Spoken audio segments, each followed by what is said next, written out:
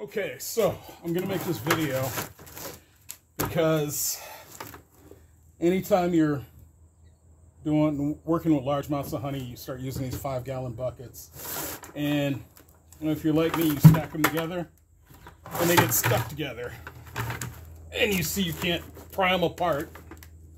So what happens is when you stack them together and you push them down, you push all the air out, it creates a vacuum. So when you're trying to pull it, you're forcing against the vacuum. There's a couple different ways to do this. If you have an air compressor, you take the nozzle, stick it in there, and force the air in there. A lot of people don't have an air compressor, so another thing you can do is use a blow dryer.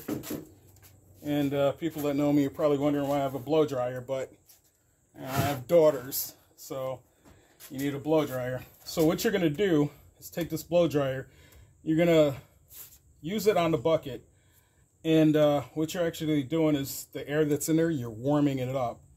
And once that air starts warming up, it'll push the bucket up, make it easier for you to pull apart.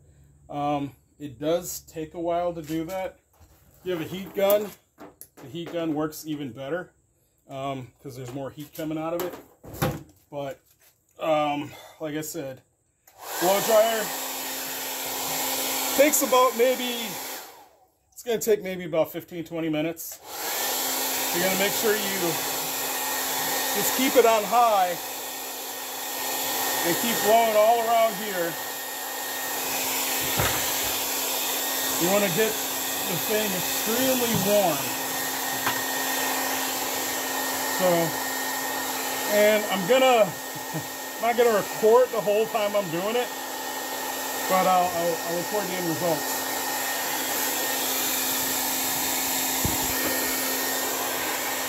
So, it's been about 15 minutes, and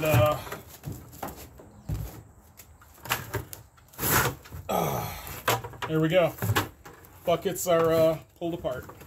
So that's the easy way to do it with a blow dryer.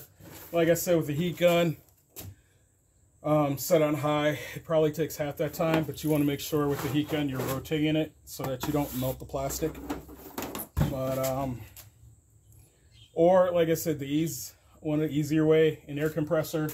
Take your air nozzle, stick it in there, start blowing the air through there, and it'll pop out. So, all right, there you go.